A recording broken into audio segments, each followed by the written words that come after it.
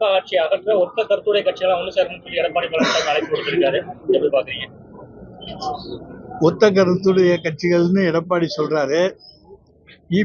ஓபிஎஸ்ஐயோ தினகரனையோ சேர்த்துக்கிறேன்னு அவர் சொல்லியிருக்காங்கிறத அவருடைய பேட்டியிலேயே பார்த்துக்கங்க. அப்ப அவங்களுக்குள்ள ஒத்த கருத்து கிடையாது. இன்றைய பாஜக தேர்தல் பொறுப்பாளர் பியூஷ் கோயல் தமிழ்நாடு வர்றாரு. எடப்பாடி பழனிசாமி பேச இருக்காரு. புதிய திட்டங்களும் வகுப்பான்னு நினைக்கிறீங்களா?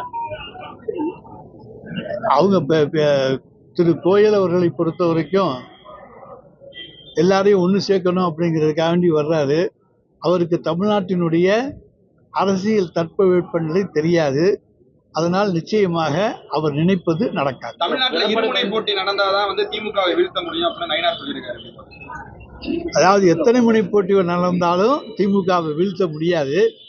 சாக்குப்போக்கு சொல்றதுக்காக வெளியே நிற்க நயினார் நாகேந்திரன் இருமுனை போட்டி என்பதை முன்வைத்திருக்கிறார். எத்தனை முனை போட்டி நடந்தாலும் எங்கள் தலைவர் செய்திருக்கிற இந்த 5 ஆண்டு கால சாதனைகள் திராவிட முன்னேற்ற கழக கூட்டணிக்கு மிகப்பெரிய வெற்றியை நிச்சயமாக பெற்றுத்தரும்.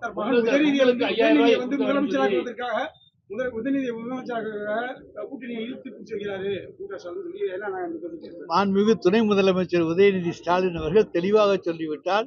மாண்புமிகு தலைவர் தளபதி அவர்களை 2வது முறையாக தமிழ்நாட்டினுடைய முதலமைச்சராக ஆக்குவதுதான் என்னுடைய கடமை, என்னுடைய பணி என்று அவர் சொல்லிவிட்டார்.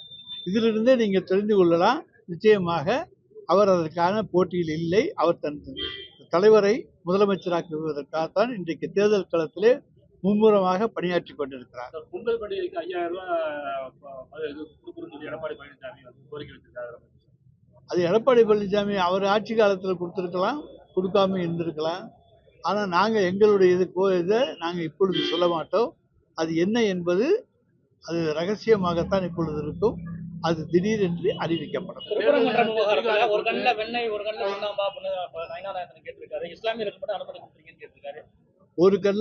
ஒரு கண்ணில் சுண்ணாம்பு என்பது பாரதிய ஜனதாவினுடைய கொள்கை, எங்களுடைய கொள்கை அல்ல.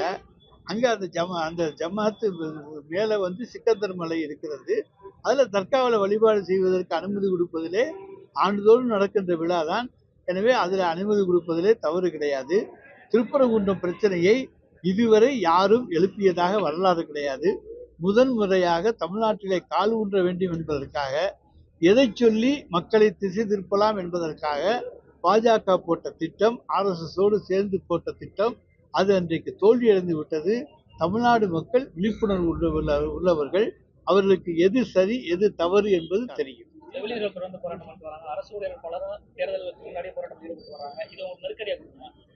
எந்த நெருக்கடியும் எங்களுக்கு வராது.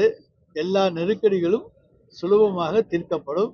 நிச்சயமாக எல்லோருடைய ஆதரவோடும் மீண்டும் திராவிட மாடல் ஆட்சி பார்ட் 2 தலைவர் தளபதி அவர்களுடைய தலைமையில் தொடரும். திமுக கூட்டணியை உடைக்க எதிர்க்கட்சிகள் பல்வேறு விமர்சனம் முன்வைக்கிறாங்க. அதே நேரத்தில் அதிமுக மெகா கூட்டணி அமைச்சு ஜனவரிக்கு பிறகு மெகா கூட்டணி அமைக்கின்றாங்க.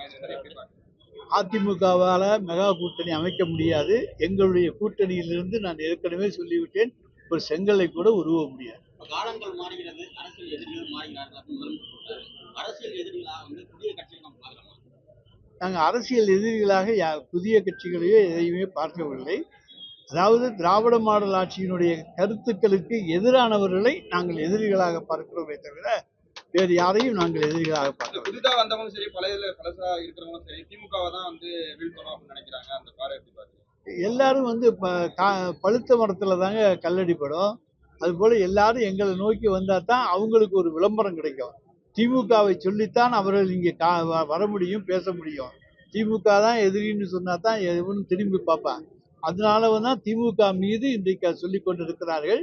அதிலிருந்தே தெரிந்து கொள்ளலாம், திமுக என்பது தமிழ்நாட்டினுடைய அசைக்க முடியாத சக்தி என்பதை நீங்கள் தெரிந்து கொள்ளலாம். திமுக சார்பாக தேர்தல் அறிக்கை குழு நியமிச்சிருக்கோம். இதுல தேர்தல் அறிக்கை குழு நாடக கம்பெனி சீக்கிரமே திவாலா நயினார் நாகேந்திரன் சார். நயினார் நாகேந்திரனுக்கு நாடக கம்பெனி எல்லாம் பழைய காலத்துல தான் இருந்துச்சு. இப்போ நாடக கம்பெனிக்கெல்லாம் போட்டா, வள்ளி திருமணம் போட்டா யாரும் போடுறதில்ல. அதெல்லாம் அவருக்கு தெரியல. தூக்கத்தில் இருந்துட்டு இப்பதான் முழிச்சிருக்காரு. தலைவர் பதவி வந்தவுடன் முழித்து கொண்டிருப்பவர் தான் பார்த்த வள்ளி திருமண நாடகங்களையும் மற்ற நாடகங்களையும் நினைச்சுக்கிட்டு விடிய விடிய நடக்கும்னு நினைச்சுக்கிட்டு அதெல்லாம் சொல்லிட்டு இருக்கிறாரு. நிச்சயமாக இது நாடக கம்பெனி அல்ல, களைவதும் அல்ல. இது நல்ல திட்டங்களை, நல்ல அறிக்கையை தமிழ்நாட்டுக்கு தருகிற தேர்தல் அறிக்கை குழு தான் இந்த குழு. நல்ல திட்டங்களை நிச்சயமாக திமுக அரசு தமிழ்நாடு பெயரை நீக்க வேண்டிய காரணம் என்னன்னு சொல்லி சீமான் கேள்வி கேட்டிருக்காரு சார். தமிழ்நாடு திமுக அரசு தமிழ்நாடுங்கிற நேம வந்து நீக்க காரணம் என்னன்னு கேட்டிருக்காரு சீமான் கேள்வி கேட்டிருக்காரு. அரசு போக்குவரத்து தமிழ்நாடுங்கிற பேர் இல்லைன்னு சொல்றாங்க. எல்லாத்துலயும் இருக்கும், எல்லாத்துலயும். பிளே ஸ்டோர் மற்றும் ஆப் ஸ்டோரில் இருந்து பாலிமர் செயலியை QR கோடு மூலம் பதிவிறக்கம் செய்யுங்கள். செய்திகளை உடனுக்குடன் பெறுங்கள்.